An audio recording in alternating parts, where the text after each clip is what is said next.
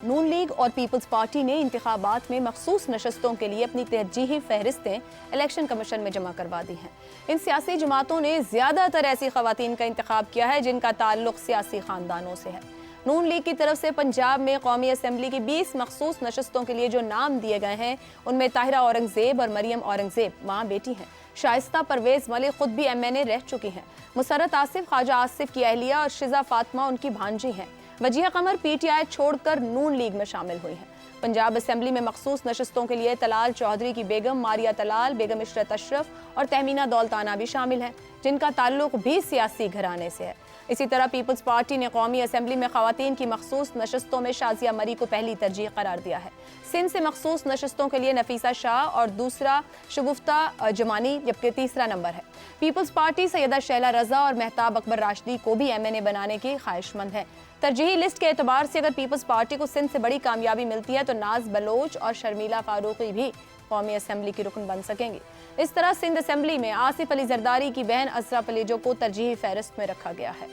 سیاسی جماعتوں کے پاس مخصوص نشستوں کی صورت میں ایک ایسا موقع ہوتا ہے کہ وہ اپنی پارٹی میں ایسی پڑھی لکھی، باشعور، ایماندار اور باصلاحیت خواتین کو اسمبلی میں نمائندگی دلا پائیں جو خواتین عام انتخابات لڑنے کے انتہائی مہنگے اخراجات برداشت نہیں کر سکتی اور ان کا تعلق بھی مڈل یا پھر لوور مڈل کلاس سے ہوتا ہے۔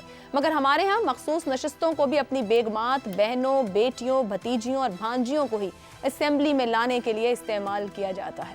اسی پر گفتگو کریں گے۔ پینل کے لیے سوال ہے، خواتین کی مخصوص نشستوں پر بھی اشراف کا ہی غلبہ، بیگمات، بہنوں، بیٹیوں، بھتیجیوں، بھانجیوں کو نوازنے کا پلیٹ فارم، کیا مخصوص نشستوں پر رکن اسمبلی بننے والی خواتین پاکستان کی اکثریت خواتین کے مسائل کا حل کروا سکتی ہیں؟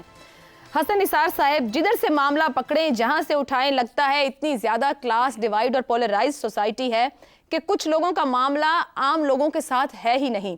سیاست میں خواتین کو لانے کے لیے جو طریقہ اختیار کیا گیا کہ خواتین آئیں وہ بھی محدود ہو کر رہ گیا ہے۔ آپ کے خیال میں عام لوگوں کا تعلق بچ گیا ہے پارلیمان میں جانے والے لوگوں سے؟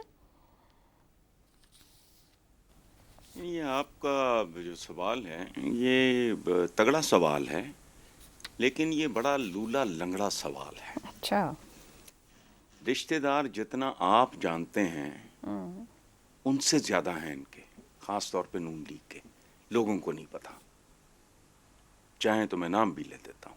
اچھا جی، لنگڑا سوال اس لیے ہے آپ کا کہ باقی سارے ان کے ڈور میٹس ہیں، چمچے کڑچے، خوشامدی۔ ایک خوشامدی کے مضامین چھپ رہے ہیں آج کل ایک اخبار میں، نام لینا اچھا نہیں لگتا۔ خیر، یہ 100% یہ ایک بات ہو گئی۔ اب میرا بالکل اس طرح ہے جیسے میں زخمی ہوں اور کوئی نمک چھڑکے۔ 32-33 سال 14 مجموعے میرے کالموں کے جو پتہ نہیں 50 بار بھی چھپ چکے ہیں۔ یہ لکھتے ہوئے انگلیاں گھس گئیں کہ یہاں جمہوریت نہیں ہے، یہ جمہوریت کی فحش پیروڈی ہے۔ اس کی سینکڑوں مثالیں دی۔ یہ ایک چڑیل ہے، خون پینے والی چڑیل جو خوبصورت دوشیزہ کا روپ دھار کے آتی ہے، بندہ اس کے گلے لگتا ہے اور وہ اس کی شارگ میں دانت مرتی۔ اچھا، اور یہ جب تک چلتی رہے گی ملک نہیں چلے گا نہیں، یہ ریورس میں جائے گا۔ پورے 75 سال گواہ ہیں، اور یاد رکھنا مداخلتیں بھی اس لیے ہوئیں کہ یہ گھٹیا مٹیریل تھا جسے آپ نے اشرافیہ کہا۔ یہ اشرافیہ بھی 2 نمبر ہے۔ اشرافیہ ہر ملک میں لاکھوں کروڑوں سال پہلے بھی اشرافیہ ہوتی تھی، ان کی شکلیں بدلی ہیں۔ اشرافیہ بری چیز نہیں ہے، یہ اشرافیہ ہے ہی نہیں، یہ اجلافیہ ہے، خاص طور پہ پاکستان کی اشرافیہ، وہ خدا کی پناہ۔ لیکن پرابلم دیکھو، اب بدنصیب لوگ ہیں، مجھے نہیں پتا، میرا تو ایمان ہی اٹھ گیا ہے کہ اس قوم کو نہ خالص آمریت ملتی ہے نہ خالص جمہوریت۔ اور کیمیکل والا دودھ پینے سے بہتر ہے سادہ پانی پی لو، لیکن وہ بھی خالص نہیں ملتا ہمیں۔ نہ جمہوریت خالص نہ امریت خالص۔ جو جمہوریہ ہے اس کی مینٹالٹی کیا ہے؟ بیگم بھٹو اللہ بخشے، میں احترام کرتا ہوں، Bhutto the born to rule. Bhutto کا جملہ سنو، I am the only sacred cow in this country. یہ نواز شریف کی صاحبزادی حکمران خاندان ہو، تم ہو کون؟ دس از دا مائنڈ سیٹ.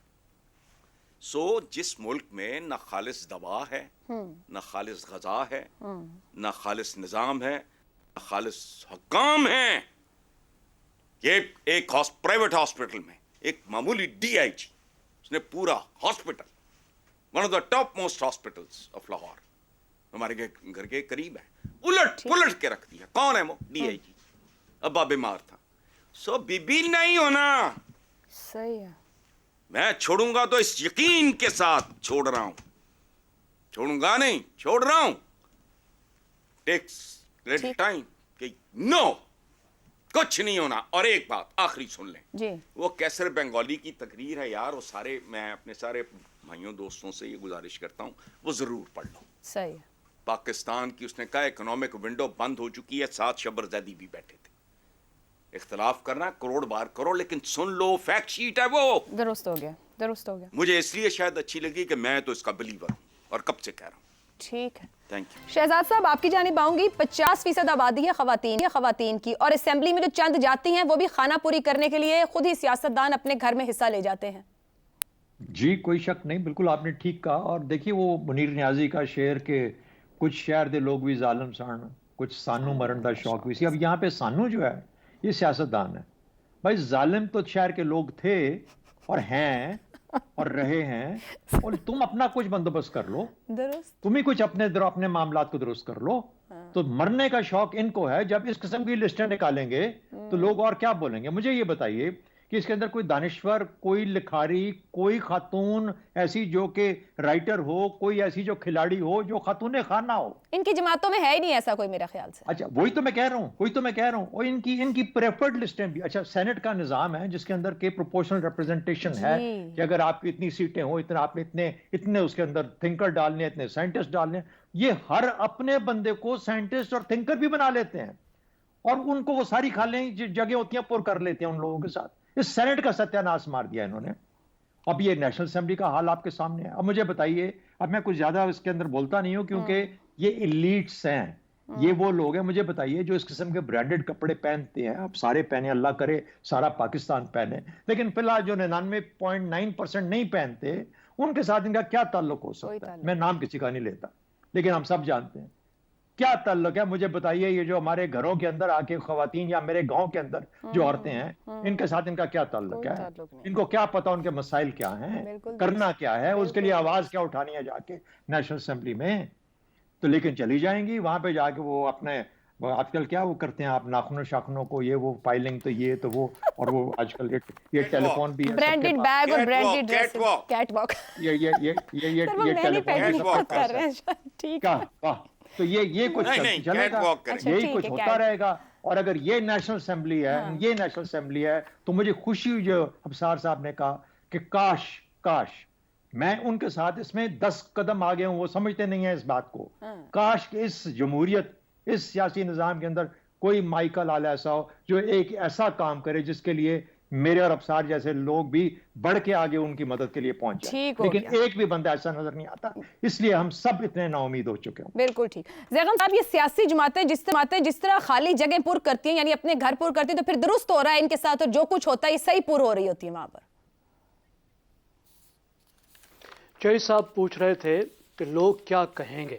دیکھیں لوگ کہیں گے بیویاں، بیٹیاں، پھوپھیاں، تائیاں سب کی سب اسمبلی آئیاں. یہ اسمبلی کی، قومی اسمبلی کی، صوبائی اسمبلیوں کی سیٹیں ہیں یا اندھوں کی ریوڑیاں ہیں جو گھر کو بانٹی جا رہی ہیں. دیکھیے مسئلہ صرف اشرافیہ کا نہیں ہے. اشرافیہ سے ہی قابل لوگ لے لیں، میریٹوکریسی ہی دکھا دیں، وہاں پہ بھی تو بہت سے قابل پروفیشنل موجود ہیں نا. لیکن وہاں سے بھی قابل لوگ نہیں لینے. یہ نیپوٹزم کا معاملہ ہے جس کے بارے میں قائد اعظم نے خبردار کیا تھا، جو قوموں کو بھی تباہ کرتا ہے، جمہوریتوں کو بھی تباہ کرتا ہے، پارٹیوں کو بھی تباہ کرتا ہے. اس وقت پاکستان کی سیاست کا نمبر 1 پرابلم جس سے یہ پارٹیاں برباد ہو رہی ہیں وہ ان پارٹیوں کی نیپوٹزم ہے، جس کی وجہ سے ان کے اندر میریٹوکریسی نہیں رہی. دیکھیں چین میں بھی جمہوریت نہیں ہے लेकिन चीन की पार्टी में जमहूरियत है।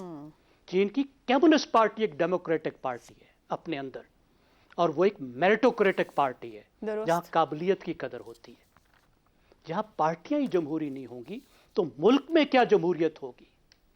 और ये हिर्स में ब्लाइंड हो गए हैं। जमहूरियत इनको नजर नहीं आती, दुरुस्त।